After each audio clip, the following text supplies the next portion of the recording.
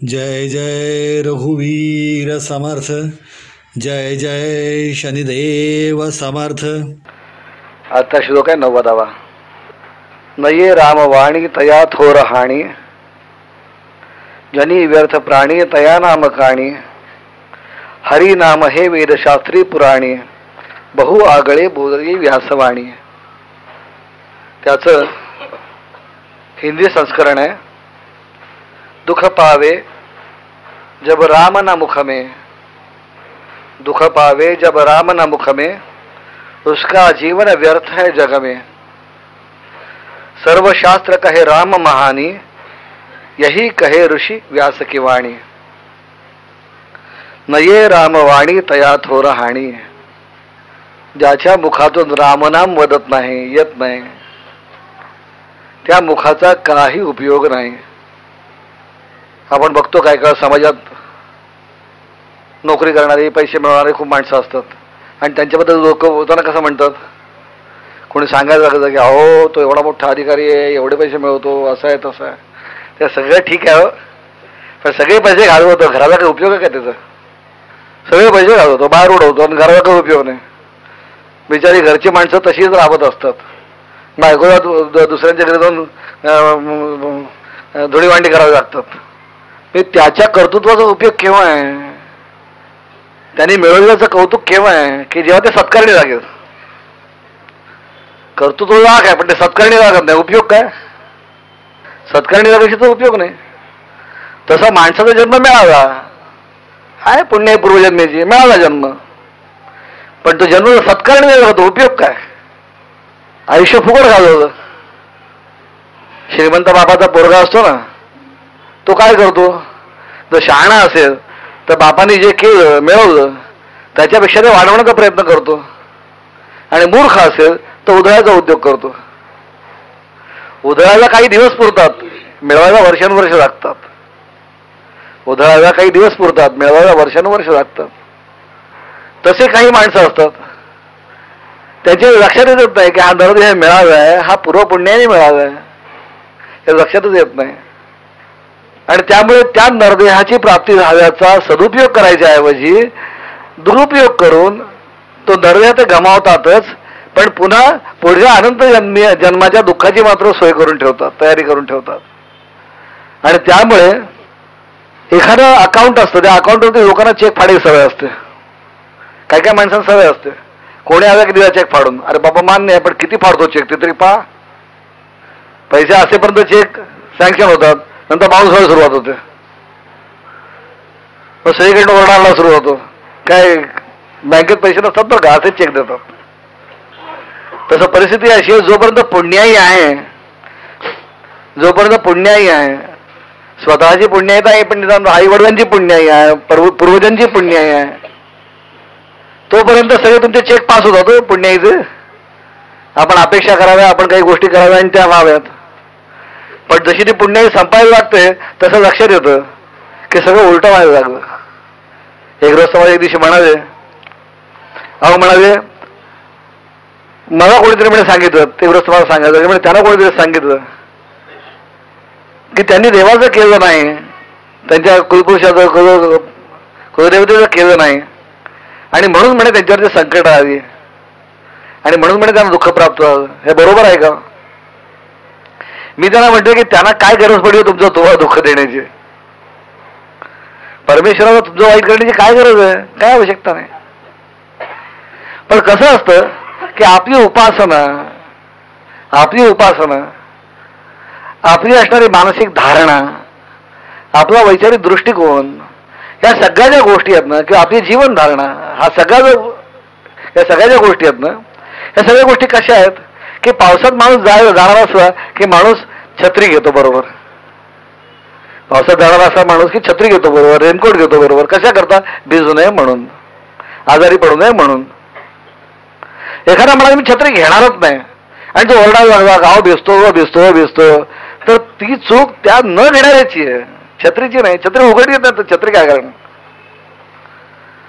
पाऊस पडतोच आहे. रस्त्याने जाणाऱ्या माणसाने आपली अक्कल चालवायची आहे की छत्री आपण उघडून डोक्यावर घ्यायची आहे. छत्री आपण डोक्यावर न घेणं हा छत्रीचा दोष नाहीये, हा पावसाचा पण दोष नाहीये, हा आपला दोष आहे की आपण छत्री उडून डोक्यावर घेतली नाही, आपण रेनकोट घातला नाही, हा आपला दोष आहे. उपासना किंवा धारणा हे सगळं काय आहे? हे छत्रीसारखं आहे, रेनकोट सारखं आहे. ते तुम्ही चालू ठेवलं तर सर्व ठिकाणी असणाऱ्या गोष्टींचा प्रादुर्भाव तुमच्यावरती कमी होईल. होणार नाही असं म्हणणार नाही. शेवटी आपण जगात राहतो. प्रदूषण हवेत झालं की आपण खोकणारच की, आपण नाही कसं म्हणणार? प्रदूषण हवेत झालं की त्याचा थोडाफार परिणाम आपल्याला होणारच, पण निदान आपण समजा तोंडावर फडकं बांधला असेल तर कमी होईल. याचा जरी आपण विचार करतो ना व्यावहारिक दृष्टिकोनातून, तसंच आहे. पण अनेक वेळा माणसं असं करायला तयार होत नाहीत, आणि जेव्हा तयार होत नाहीत तेव्हा पुढच्या असणाऱ्या संकटांना ते आमंत्रण दिल्यासारखी अवस्था आहे. आणि म्हणूनच जो रामनाम घेऊ शकत नाही, जो रामनाम घेऊ शकत नाही तो कसा आहे तर तया थोर हाणी. अशा माणसाला जोरात फटका दिला पाहिजे, हाणलं पाहिजे धरून जोरात. लहान फटका उपयोगाचा आहे. कारण परिस्थिती अशी आहे, छोटे फटके कोणाला द्यायचे ज्याच्यातनं थोडंसं नुकसान आहे. छोटी शिक्षा कशासाठी? ज्यातनं छोटं नुकसान आहे. त्यांनी असं म्हटलं आहे, the wealth is loss, the wealth is loss, something is loss. The wealth is loss, nothing is loss. त्यांनी म्हटलंय the wealth is loss, nothing is loss. The health is loss, something is loss. But the character is loss, everything is loss. पैसे मिळवता येतात त्याच्यासाठी छोटीशी चूक, त्याला छोटी शिक्षा, हरकत नाही. आरोग्य सुद्धा परत मिळवता येईल, थोडी मोठी चूक असेल, थोडी मोठी शिक्षा. But the character is lost. तुमचं असणारं अस्तित्व धोक्यात आलं ना की सगळं संपलं. त्याला अशी शिक्षा हवी की पुन्हा तशी चूक करण्याचा माणसाने प्रयत्न करता कामा नये. आणि म्हणून छोटी छोटी हानी ही बाकीच्या गोष्टींसाठी, छोटे फटके हे बाकीच्या गोष्टींसाठी. पण ज्याच्यामध्ये तुमचं अस्तित्व धोक्यात येणार आहे, तुमची जीवन प्रणाली धोक्यात येणार आहे, तुमचा असणारा मोक्षच धोक्यात येणार आहे. अहो शेवटी माणसाने करायचं कशा करता? प्रत्येक वेळा माणूस काय म्हणतो, हे सगळं मी दुसऱ्यांकरता करतो. बरं का, संसारामध्ये प्रत्येक माणूस हेच सांगतो. आई बाप परत सांगतात तुमच्याकरता करतो, पोरं म्हणतात तुमच्याकरता करतो, प्रत्येक नवरा म्हणतो बायको करता करतो, बायको म्हणते नवऱ्याकरता करतो. कोण कोणासाठी करत नसतो, स्वतःसाठी करत असतो माणूस, स्वतःसाठी करत असतो. आणि नाही केलं कोणासाठी तर कोणाचं काय अडत नाही. एकदा वर गेल्यानंतर काय सगळे बाकीचे राहतातच की.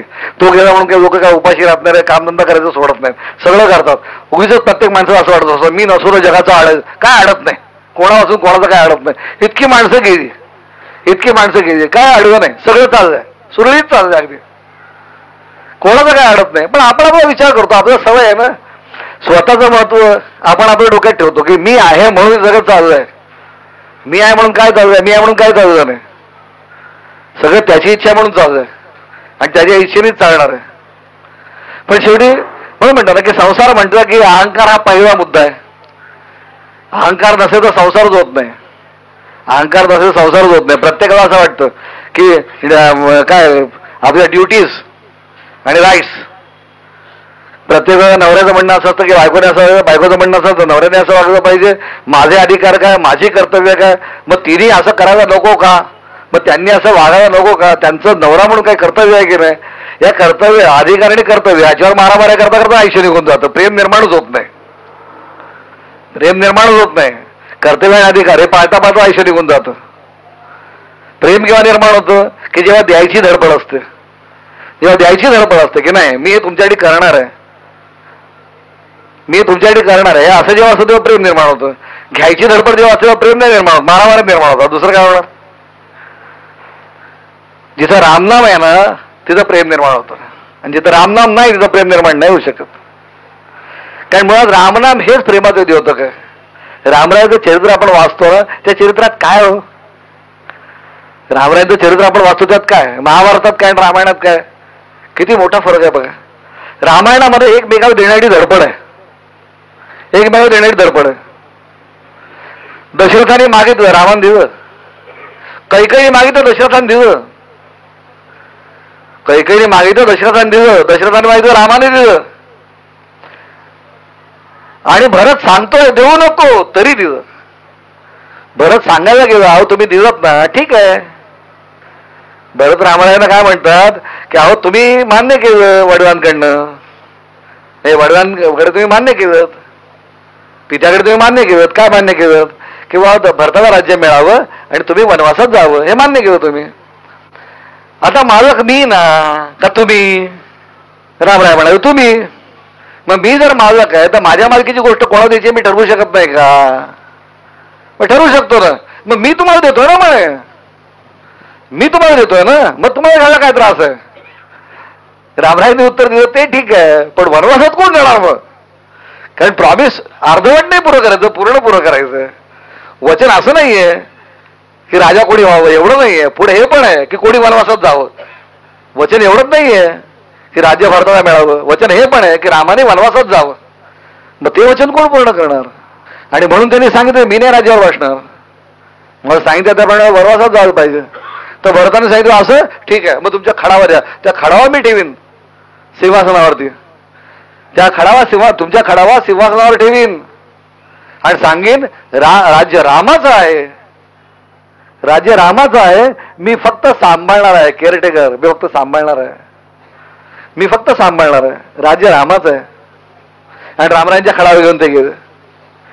इथं जर कोणाची प्रॉपर्टी कोणाला काढून द्यायला नाही का, कायदेशीर बेकायदेशीर कशी द्यायला नाही का, लोक अगदी आनंदाने उभे राहते ते बाबा. ते आपण पैशासाठी काहीही करताना लोकांना आज पाहतो.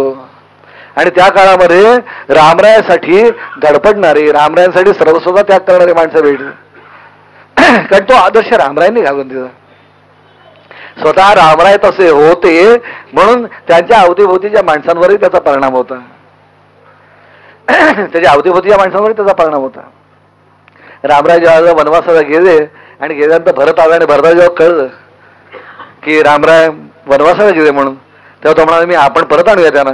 आणि परत आणायला निघाला तर मध्ये भिल्लांचा राजा होता, भिल्लांचा राजा होता, आदिवासींचा राजा. तो रामाचा भक्त होता. त्याला कळलं की भरत सैन्य घेऊन निघालाय.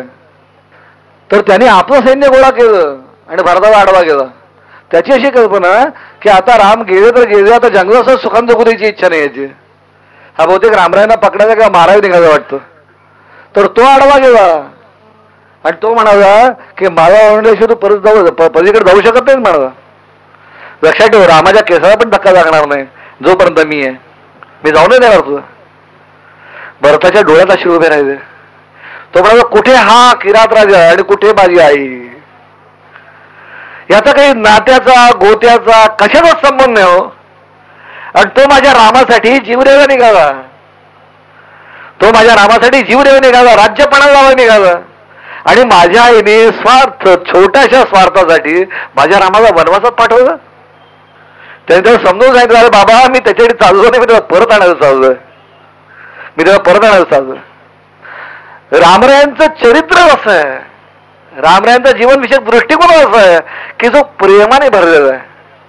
सदैव देण्याची तयारी, सदैव देण्याची तयारी. तुम्ही मागा ते द्यायला तयार आहेत. त्यांनी काय नाही दिलं. रामरायांचं चरित्र तुम्ही बघितलं, त्यांनी काय दिलं नाही हो. ज्या प्राणापेक्षा प्रिय असणारी त्यांची पत्नी, त्यांची प्राणापेक्षा प्रिय असणारी पत्नी की जिच्या वियोगामुळे रामराय हा सीते करत वर्षानुवर्ष फिरले. जीवा सोडवण्यासाठी त्यांनी प्रचंड मोठं युद्ध केलं आणि रावणासारख्या महापराक्रमी वीराचा वध केला, राजाचा वध केला. त्या सीतेबद्दल लोकांनी फक्त थोडीशी शंका व्यक्त केली तर लोकांसाठी त्यांनी आपल्या अत्यंत प्रिय प्राणावून असणाऱ्या पत्नीचा सुद्धा त्याग केला. तरी आपल्या प्राणावून प्रिय असणाऱ्या पत्नीचा सुद्धा त्याग केला. याच्यापेक्षा आणखी माणूस किती त्याग करू शकतो? तो त्याग करताना त्यांना किती वाईट वाटलं असेल आपण कल्पनाही करू शकत नाही.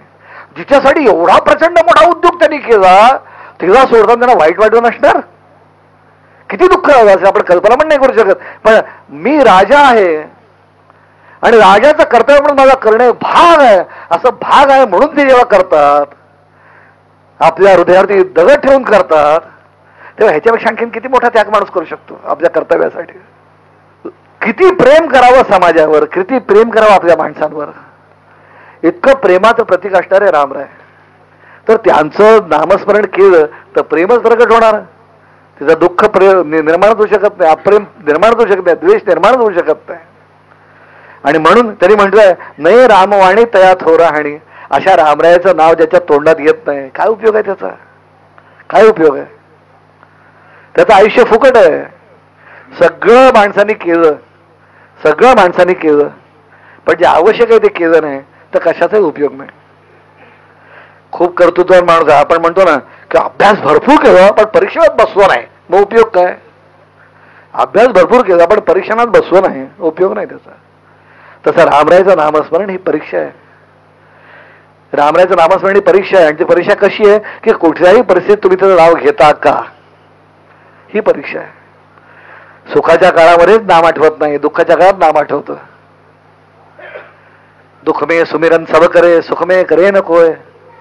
सुखमे सुमिरन करे तो दुःख काहे को होय. दुःखात सगळे नावाचं स्मरण करतात का?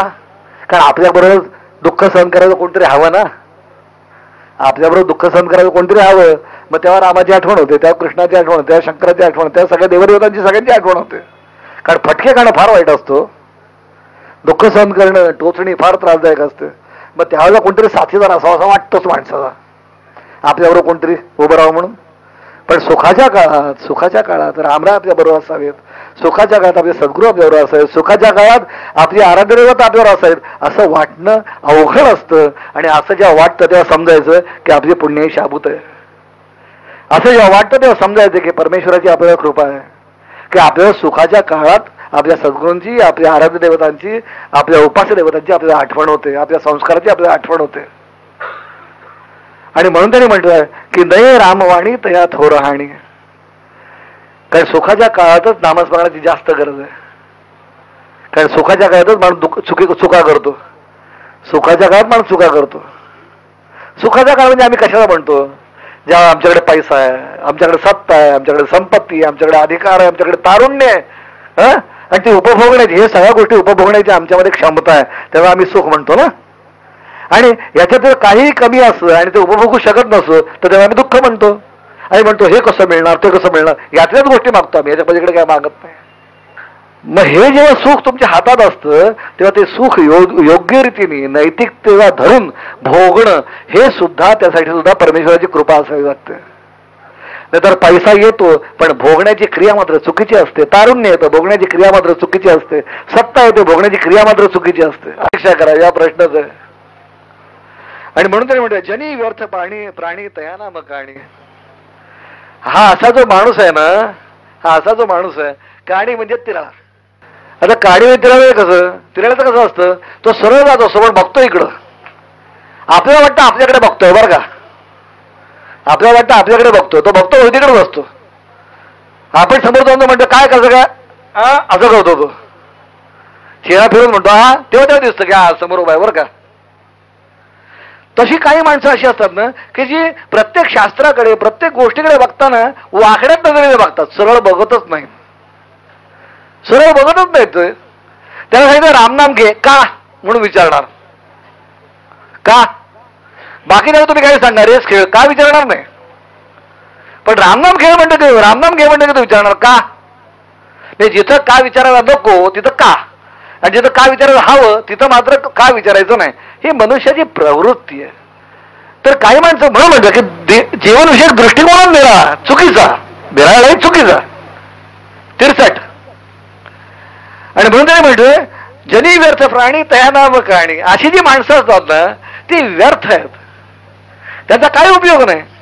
ते स्वतःचं आयुष्य व्यर्थ करतात, आपल्या बरोबरच्यांचं आयुष्यही व्यर्थ करतात. स्वतःचं आयुष्य व्यर्थ करता इथपर्यंत ठीक आहे, पण बरोबरच्यांचं आयुष्य व्यर्थ करतात. आपला वैचारिक गोंधळ ठेवतातच, दुसऱ्यांचाही वैचारिक गोंधळ निर्माण करतात. आणि त्यामुळे आपल्या बरोबर त्यांना सुद्धा घेऊन दुःखात पडतात. आणि म्हणतात नये राम वाणी तया थोर हाणी, जनी व्यर्थ प्राणी तया नाम काणी. हरी नाम हे वेदशास्त्री पुराणे. नामस्मरण करावं हे वेदशास्त्रांमध्ये सांगितलंय, वेदात सांगितलंय, शास्त्रांमध्ये सांगितलंय. सगळ्यात सोपा मार्ग नामस्मरणाचा, आणि तो सुद्धा हरिनामाचा. जो नामस्मरण करतो तो तरुण जातो, हे सर्व शास्त्रांनी मान्य केलेलं आहे. आणि त्यामुळे सर्व शास्त्रांनी एकमुखाने मान्य केलेली जी गोष्ट आहे त्याच्यावरती वाद घालण्याचा प्रश्नच उद्भवत नाही. ती गोष्ट स्वीकारायची आहे, ती गोष्ट स्वीकारायची आणि वाद न घालता निर्विवादपणे स्वीकारायची. आणि म्हणून त्याने म्हटलं, हरिनाम हे वेदशास्त्रे पुराणी बहु आगळे बोली व्यासवाणी. व्यासांनी सुद्धा तेच सांगितलं. व्यासांनी महाभारत रचलं. व्यासांनी महाभारत रचलं आणि महाभारत रचल्यानंतर सुद्धा त्यांची तगमग शांत होईना. व्यासांनी महाभारत रचलं आणि व्यासांनी महाभारत रचल्यानंतर सुद्धा त्यांची तगमग शांत होईना. आणि जेव्हा नारदांची गाठ पडली तेव्हा त्याने नारदांना विचारलं की माझी तगमग शांत होत नाही. तेव्हा त्याने सांगितलं, तू महाभारत रचलंस बरोबर आहे, तो महाभारताची ग्रंथरचना केली बरोबर आहे, पण त्यात प्रेम नाही रे, सगळं राजकारण. प्रेम कुठे आहे? प्रेमाने तगमग थांबते, राजकारणी तगमग नाही थांबत. राजकारण्यांनी तुमचं बौद्धिक जरूर होईल, पण तुमची प्रेमाची भूक नाही भागत. तेव्हा हरिप्रेमाची भूक भागणं जास्त गरजेचं आहे. आणि म्हणून काय कर, भागवत सांग. आणि म्हणून व्यासाने जेव्हा भागवत सांगितलं तेव्हा त्यांची तगमग थांबली. व्यासांनी सुद्धा प्रेमाची भूक भागण्यासाठी भागवत सांगितलं आणि भगवंताच्या लीलांचा पुनरुच्चार केला, भगवंताच्या लीला वर्णन करून सांगितलं आणि त्या लीलांच्या मुळे त्यांची तगमग थांबली. लीलांच्यावर प्रेम करणं, लीलांवर प्रेम करणं, त्यासाठी भावनेची गरज आहे. राजकारण समजण्यासाठी बुद्धीची गरज आहे. आणि भावना जिथं आहे तिथं प्रेम आहे, जिथं भावना तिथं प्रेम आहे. बौद्धिक दृष्टिकोनातनं शांतता मनाला निर्माण होत नाही. आईला भेटल्यानंतर काय वाटलं असं बौद्धिक दृष्टिकोनानं काय डिस्क्राईब करता येतं का? नाही करता येत. वर्षानुवर्ष बाहेरगावी असणारा नवरा एक दिवशी घरी आला तर त्याला बघितल्यानंतर काय वाटलं असं तिला सांगितलं की तुम्ही बौद्धिक दृष्ट्या हा तर सांगता येईल का कोणाच्या बायकोला? नाही देता येणार. मुलगा समजा बाहेरगावी असेल आणि खूप दिवसांनी आला तर आई वडिलांना काय वाटलं, काय सांगता येईल? नाही सांगता येणार. हे बौद्धिकतेत बसत नाही, हो हे मानसिकतेत बसतं. आणि मनच तुम्हाला शांतता देऊ शकतं, बुद्धी शांतता देऊ शकत नाही, आनंद देऊ शकत नाही. आनंद, प्रेम ह्या सगळ्या भावना मनात निर्माण होतात. आणि म्हणून व्यासांनी सांगितलं की त्यांनी भगवंताच्या लीलांचं वर्णन केलं. आता कोणी म्हणे लीलांचं वर्णन केल्याने आनंद काय मिळायचा? बघा पाहिजे तुम्ही, घरामध्ये सगळा गोंधळ असतो. म्हातारी असतात, बरोबर, मुलांची लग्न आली असतात, मुलींची लग्न आली असतात, म्हातारी घरात असतात आणि रोज त्यांचं काहीतरी चालत असतं. माझा पाय दुखला, माझा हातात दुखला, माझं डोकं दुखलं, काय ना काहीतरी म्हातारा वय झालं की सुरूच होतो. आणि मग त्या घरामध्ये बाळाचा जन्म होतो, लहान मुलाचा जन्म होतो, नातू येतो आणि नातू आला की त्या आजी आजोबांचे हातपाय दुखायचे बंद होतात, डोकं दुखायचं बंद होतं, सगळे त्रास बंद होतात. मग सगळं त्या बाळावरती लक्ष कॉन्सन्ट्रेट होतं. म्हणजे दुखत नसतं का काय माहिती, पण त्याला बघितलं की सगळं थांबतं.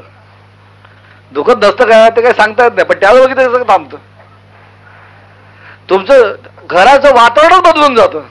कालपर्यंत कंटाळवाणा असणारं घर हे आनंददायक व्हायला लागतं. रोज एक नवीन गोष्ट. मग त्याच्याकडे बघता तो कसा चालला, कसा बोलला, कसा हसला, कसं त्यांनी काय काय केलं, सगळ्या गोष्टीचं कौतुक. सगळं माझा भाचा आहे, लहान होता तो, तर त्याला विचारलं ना, काय रे तू काय करतो? तर म्हटलं छिच्छी मम्म गाई, छिच्छी मम्म आणि गाई एवढंच करतो. कारण लहान होतो, ह्याच्याविषयी आणखीन काय करणार. पण त्या छिच्छी मम्म गाईचं किती कौतुक, किती कौतुक. तर काय असतं त्या, पण त्या कौतुकामुळे घराचं वातावरण बदलून जातं, सगळं वातावरण बदलून जातं. ठोबक चलत रामचंद्र भाजत पैंजनिया. अहो मला तुम्ही सांगा, तुमच्या घरात रांगणाऱ्या बाळाचं तसंच चालतं की हो? तुमच्या घरात रांगणारं प्रत्येकाचं बाळ तसंच चालतं, पण तुमचा दृष्टिकोन तो हवा. तुम्ही त्याला राम म्हणून ट्रीट करा, तो राम होईल बघा.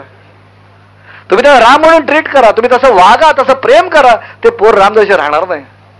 पण आम्हाला मुळात शंका असते की नक्की हा राम होईल की नाही, तर कसा होणार तो राम. आम्हालाच मुळात शंका असते की हा राम होईल की नाही, इथून सुरुवात असते, तो राम होणार कसा. आणि म्हणून म्हटलं की रामरायांचं, भगवान श्रीकृष्णांचं जसं बालपण आहे तसं प्रत्येकाच्या घरात लहान मुलाचं बालपण असतं. पण फक्त त्याकडे बघण्याचा दृष्टिकोन तसा निर्माण झाला ना की सगळं आनंददायक होतं, सगळं आनंददायक. त्याच लीला भागवतामध्ये वर्णन केलं त्याने. तो बासरी वाजवणारा, रासक्रीडा करणारा, त्या भगवान श्रीकृष्णाच्या लीला वर्णन करता करता करता करता व्यासांची समाधी लागायची वेळ. ह्याच गोष्टी आपण जगात बघतो, आपल्या आजूबाजूच्या लहान मुलांकडे पण बघतो, पण आपली नाही समाधी लागत. त्याला तशी भावना हवी, तसा दृष्टिकोन हवा. कोणी असं म्हणेल, अहो काय माहितीये का, ते भगवान श्रीकृष्ण होते म्हणून व्यासांना तसं हवं. पण भगवान श्रीकृष्ण नंतर प्रगट झाले हो, नंतर काही लोकांना. पण जेव्हा ते गोपांमध्ये खेळत होते तेव्हा कोणाला माहित होते भगवंत आहेत म्हणून. ते सगळे त्यांना आपल्याबरोबरच समजत होते. पण शेवटी जिथं प्रेम उचंबळून येतं ना, जिथं प्रेम उचंबळून येतं ना, तिथंच फक्त वेळ लागते, एकतानता होते, एक रूपत्व होतं. आणि जेव्हा एक रूपत्व होतं, दुसरं रूपच राहत नाही, त्याच्यासारखा दुसरा आनंद नाही. आणि म्हणून त्यांनी म्हटलं, बहु आगळे बोलली व्यासवाणी, जय जय रघुवीर समर्थ.